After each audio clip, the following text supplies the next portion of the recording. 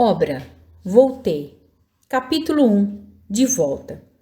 Há muitas semanas guardo a permissão de escrever-lhes, relacionando o noticiário do velho companheiro já no outro mundo. Aliás, isto não é novidade para vocês nem para mim. Quando se me esvaía a resistência orgânica, formei o projeto de endereçar-lhes um correio de amigo logo que a morte me arrebatasse. O espiritismo fora para mim não só simples crença religiosa, tornara-se o clima constante em que minha alma respirava, constituía elemento integrante de meu próprio ser. Daí, o entusiasmo vibrante com que me entregava aos serviços da doutrinação e a certeza com que esperava o contentamento de fazer-me sentir aos irmãos de ideal após a desencarnação. Dificuldades no intercâmbio. Mas o serviço não é tão fácil quanto parece à primeira vista. Podemos certamente visitar amigos e influenciá-los. Todavia, para isso, copiamos o esforço dos profissionais da telepatia. Emitimos o pensamento, gastando a potência mental em dose alta. E se a pessoa avisada se mostra sensível, à maneira do rádio que se liga à emissora, então é possível transmitir-lhe ideias com relativa facilidade.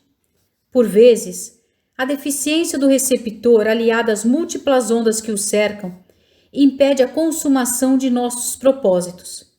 Se o instrumento de intercâmbio permanece absorto nas preocupações da luta comum, é difícil estabelecer a preponderância de nossos desejos. A mente humana atrai ondas de força que variam de acordo com as emissões que lhe caracterizam as atividades. No aparelho mediúnico, esse fenômeno é mais vivo.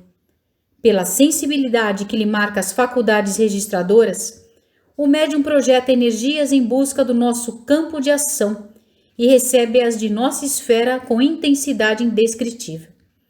Calculem, pois, os obstáculos naturais que nos cerceiam as intenções. Se não há combinação fluídico-magnética entre o espírito comunicante e o recipiente humano, realizar-se-á nosso intento apenas em sentido parcial. É quase impossível impormos nossa individualidade completa. Ainda mesmo em se tratando da materialização, o visitante do outro mundo depende das organizações que o acolhem. Se o médium relaxa a obrigação de manter o equilíbrio fisiopsíquico e se os companheiros que lhe integram o conjunto de trabalho vivem estonteados sem o entendimento preciso dos deveres que lhes competem, torna-se impraticável o aproveitamento dos recursos que se nos oferecem para o bem. Venho recebendo agora preciosas lições quanto a isso, porque cheguei à leviandade de prometer a mim mesmo que prosseguiria depois do sepulcro a corresponder-me regularmente com os leitores de minhas páginas doutrinárias. Considerava a escrita e a incorporação mediúnicas ocorrências triviais do nosso aprendizado. No entanto, vim de reconhecer neste plano em que hoje me encontro a desatenção com que assinalamos semelhantes dádivas. Esses fatos amplamente multiplicados em nossos agrupamentos traduzem imenso trabalho dos espíritos protetores, com reduzida compreensão por parte dos que a eles assistem. Passei a observar o porquê de muitas promessas de amigos que se não realizaram. Companheiros diversos haviam partido antes de mim, convencidos de que poderiam voltar, quando quisessem, trazendo informações da nova esfera, embora lhes aguardasse a palavra esclarecedora, através de reuniões respeitáveis, a solução parecia adiada indefinidamente. O homem encarnado é tido em nossos círculos por arrendatário das possibilidades terrestres, e de modo algum podemos absorver-lhe a autoridade e a direção da experiência física, tanto quanto não lhe será possível determinar na zona de trabalho que nos é próprio. Em vista disso, por mais que desejemos, somos obrigados a depender de vocês em nossas comunicações e interferências. Os amigos da vida superior necessitam da cooperação elevada para se manifestarem nas obras de amor e fé, na mesma proporção em que as entidades voltadas ao mal reclamam o concurso de baixa espécie das criaturas perversas ou ignorantes no cenário carnal. Verifica-se a mesma disposição em nossa zona de serviço. Vocês conseguirão isto ou aquilo, em nosso ambiente, dependendo, porém, das entidades que puderem mobilizar. Ponderações necessárias. Retomando a mim mesmo, após desvencilhar-me do corpo grosseiro, a preocupação de voltar ao reino dos amigos era o meu anseio de cada minuto. Habituara-me na existência última, fértil de trabalho intensamente vivido, a concretizar os menores desejos em nos referindo à luta exterior. O homem prático, que se mantém no corpo terrestre por mais de 50 anos, acostuma-se a ser invariavelmente obedecido. Isso cria enormes prejuízos para ele, por enclausurar-se instintivamente em roda viciosa de preconceitos nocivos que se lhe cristalizam vagarosamente na organização mental. Os melindres passam a torturá-lo, a conveniência é interpretada por desrespeito, a prudência por ingratidão. Quase me considerei ofendido quando os benfeitores espirituais me cortaram a probabilidade do retorno apressado. Afinal, pensava de mim para comigo. O que pretendia não era, de maneira nenhuma, admiração alheia, nem tencionava aproveitar o ensejo para a propaganda de meu nome. Interessava-me sim a prova da sobrevivência. Para tanto, se me fosse possível, tocaria um clarim mais alto que uma sirene festiva. Amigos delicados, porém, fizeram-me saber que o ruído no âmbito da espiritualidade é tão prejudicial quanto o barulho intempestivo na via pública. E depois de ouvir longa série de ponderações, a me rearticularem os propósitos desordenados, entendi, graças a Deus, que minhas investidas se filiavam à pura ingenuidade. Primeiras visitas. As primeiras visitas que efetuei, junto aos núcleos doutrinários, verificaram-se justamente no Rio. Minha atual situação, contudo, era muitíssimo diferente. Quando no corpo, identificava somente reduzida região de trabalho. Acompanhado de amigos que me conduziam solícitos, reparava agora um mundo novo, de aspecto intraduzível. As casas espiritistas, em função de estudos e socorro, eram verdadeiras colmeias de entidades desencarnadas.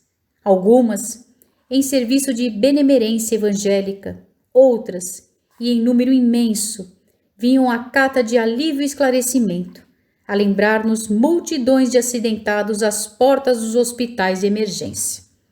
O volume das obrigações agigantou-se aos meus olhos. Compreendi então de quanta abnegação temos necessidade, a fim de perseverarmos no bem até no fim da luta, segundo os ensinamentos de Jesus. Minha primeira impressão foi negativa. No fundo, cheguei a admitir por alguns instantes a incapacidade da colaboração humana ante a imensidão do serviço. Todavia, a palavra de companheiros experientes ergueu-me o bom ânimo. Sementes minúsculas produzem toneladas de grãos que abastecem o mundo. Assim também, os germes da boa vontade improvisam atividades heróicas na edificação humana. Essa conclusão tranquilizou-me e tive a alegria de fazer-me notado em vários centros da doutrina, valendo-me da cooperação de alguns médios que me interpretaram a personalidade. As oportunidades, porém, não me ofereciam recursos ao noticiário mais completo. Comecei a guerrear meu individualismo gritante, examinando a respeitabilidade dos interesses alheios. Não me senti suficientemente encorajado a interferências que redundassem no prejuízo do bem geral. Tentativa e aprendizado. Depois de variadas experiências, vim a Pedro Leopoldo pela primeira vez após a libertação. Como se me afigurou diferente o grupo que eu visitara em agosto de 1937, em companhia do meu prezado Watson. A casa humilde estava repleta de gente desencarnada.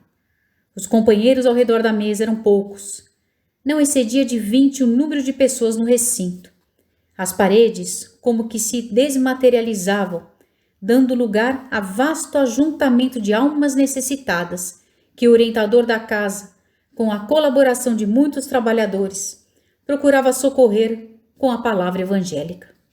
Entrei, ladeando 3 irmãos recebendo abraços acolhedores, notando os cuidados do dirigente, prevendo as particularidades da reunião. Recordei os espíritos controladores a que se referem comumente nossos companheiros da Inglaterra. Estávamos perante equilibrado diretor espiritual. Todas as experiências e realizações da noite permaneciam programadas. Incontáveis fios de substância escura partiam, como riscos móveis, das entidades perturbadoras e sofredoras, tentando atingir os componentes da pequena assembleia de encarnados, mas sob a supervisão do mentor do grupo. Fez-se belo traço de luz em torno do quadrado a que vocês se acolhiam. Traço esse que atraía as emanações de plúmbea cor, extinguindo-as. Explicou-me um amigo que as pessoas angustiadas, sem o corpo físico, projetam escuros apelos, filhos da tristeza e da revolta, nas casas de fraternidade cristã em que se improvisam tarefas de auxílio. Enquanto vocês oravam e atendiam solicitações entre os 2 mundos, observei que trabalhadores espirituais extraíam de alguns elementos da reunião grande cópia de energias fluídicas, aproveitando-as na materialização de benefícios para os desencarnados em condições dolorosas. Não pude analisar toda a extensão do serviço que aí se processava, mas esclareceu-me dedicado companheiro que em todas as sessões de fé religiosa, consagradas ao bem do próximo, os cooperadores dispostos a auxiliar com alegria são aproveitados pelos mensageiros dos planos superiores, que retiram deles os recursos magnéticos que Reichebach batizou de forças zódicas, convertendo-os em utilidades preciosas para as entidades dementes e suplicantes. Minha mente, contudo, interessava-se na aproximação com o médium, fixa na ideia de valer-se dele para contato menos ligeiro com o mundo que eu havia deixado. Rompi as conveniências e pedi a colaboração do supervisor da casa, embora o respeito que a presença dele me inspirava. Não me recebeu o pedido com desagrado. Tocou-me os ombros paternalmente e acentuou, esquivando-se. Meu bom amigo, é justo esperar um pouco mais. Não temos aqui um serviço de mero registro. Convém ambientar a organização mediúnica. A sintonia espiritual exige trato mais demorado. Lembrei-me então, imperfeito e egoísta que ainda sou, de André Luiz. Ele não fora espiritista, no entanto, começara de pronto o noticiário do outro mundo. O diretor, liberal e compreensivo, mergulhou em mim os olhos penetrantes, como se estivesse a ler as páginas mais íntimas de meu coração. E sem que eu enunciasse o que pensava, acrescentou humilde.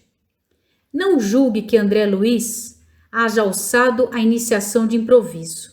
Sofreu muito nas esferas purificadoras e frequentou-nos a tarefa durante 700 dias consecutivos, afinando-se com a instrumentalidade. Além disso, o esforço dele é impessoal e reflete a cooperação indireta de muitos benfeitores nossos que respiram em esferas mais elevadas.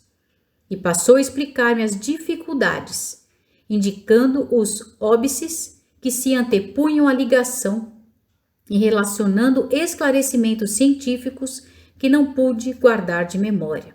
Em seguida, prometeu que me auxiliaria no instante oportuno. Realmente, estava desapontado, mas satisfeito. Avizinhara-me dos amigos, incapaz de fazer-me percebido, entretanto, começava a entender não somente os empecilhos naturais no intercâmbio entre ambas as esferas, mas também a necessidade do desprendimento e da renúncia na obra cristã que o Espiritismo com Jesus está realizando em favor do mundo.